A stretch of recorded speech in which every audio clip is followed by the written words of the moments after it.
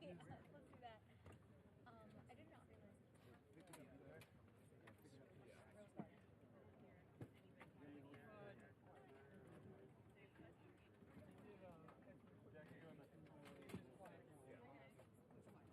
What do you have?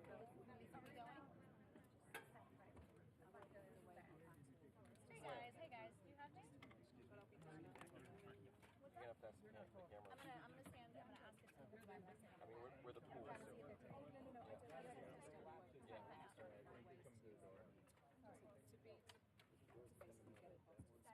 Oh, is Hi, that your Karen. I ladder? got you. Thank you. I will check back. I mean, the problem is, yeah. Sorry. Mark. I can hear you. You ready to do No, this? I won't go there. Okay. Hold on. 1, 2, 3, 4, 5, 6, 7, 8, 9, 10. Okay. Do you sense of when they're coming up?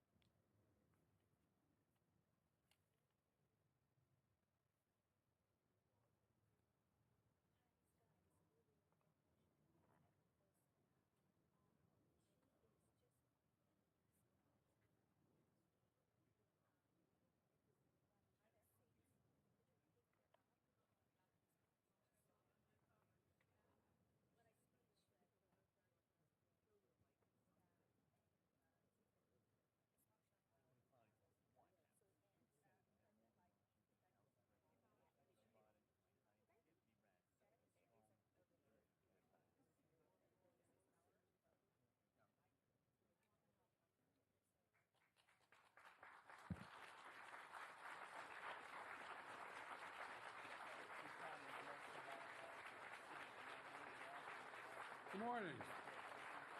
Good morning, good morning. Thank you, please. Thank you. Good to see this cabinet and staff together here. Thank you.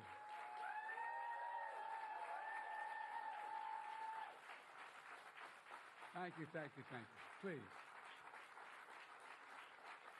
Thank you, thank you, thank you. It's good to see you all. Particularly good to see my granddaughter sitting in the front row here. Hi, Finn. How are you, honey? For over 200 years, America has carried on the greatest experiment in self-government in the history of the world. And that's not hyperbole, that's a fact. We're the people. The people vote and choose their own leaders, and they do it peacefully. And we're in a democracy. The will of the people always prevails. Yesterday, I spoke with President-elect Trump to congratulate him on his victory. And I assured him that I'd direct my entire administration to work with his team to ensure a peaceful and orderly transition. That's what the American people deserve. Yesterday, I also spoke with Vice President Harris. She's been a partner and a public servant. She ran an inspiring campaign, and everyone got to see something that I learned early on to respect so much, her character. She has a backbone like a ramrod. She has great character, true character. She gave her whole heart and effort, and she and her entire team should be proud of the campaign they ran. You know, the struggle for the soul of America, since our very founding, has always been an ongoing debate and still vital today. I know for some people, it's a time for victory, to state the obvious. For others, it's a time of loss. Campaigns are contests of competing visions. The country chooses one or the other. We accept the choice the country made. I've said many times, you can't love your country only when you win. You can't love your neighbor only when you agree. Something that I hope we can do, no matter who you voted for, is see each other not as adversaries, but as fellow Americans. Bring down the temperature. I also hope we can lay to rest the question about the integrity of the American electoral system. It is honest, it is fair, and it is transparent. And it can be trusted, win or lose. I also hope we can restore the respect for all our election workers who busted their necks and took risks at the outset. We should thank them. Thank them for staffing voting sites, counting the votes, protecting the very integrity of the election. Many of them are volunteers who do it simply out of love for their country. And as they did their duty as citizens, I will do my duty as president. I'll fulfill my oath, and I will honor the Constitution. On January 20th, we'll have a peaceful transfer of power here in America. To all our incredible staff, supporters, cabinet members, all the people who've been hanging out with me for the last 4 years, God love you, as my mother would say. Thank you so much. You put so much into the past 4 years. I know it's a difficult time. You're hurting. I hear you and I see you. But don't forget all that we accomplished. It's been a historic presidency. Not because I'm president, because what we've done, what you've done. A presidency for all Americans.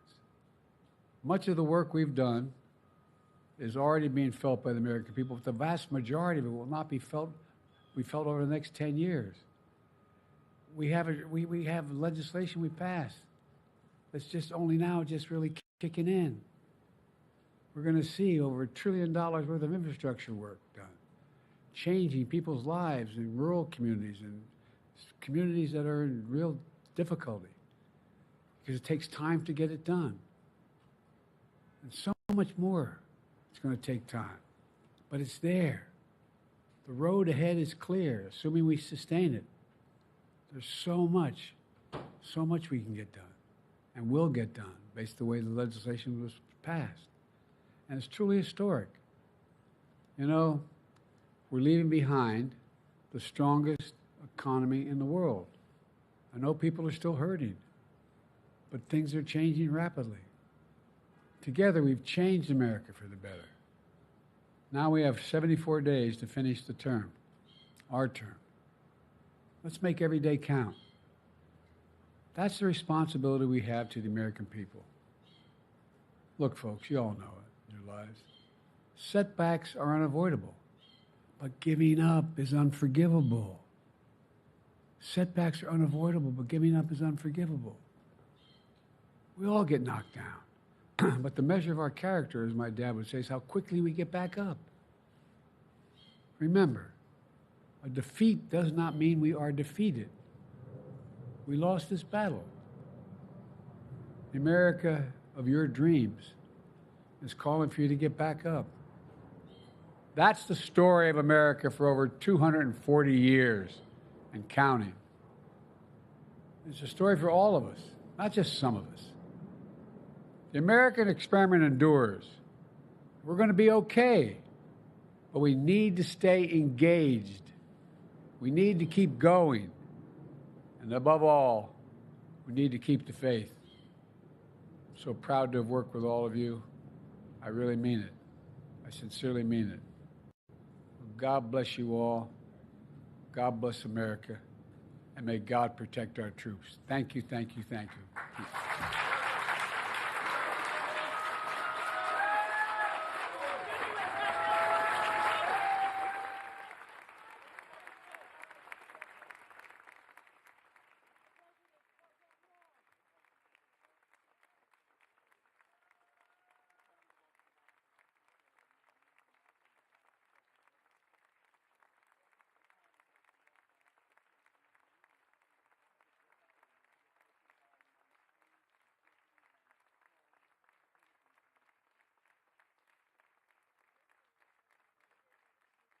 This has been a Fox 5 election update.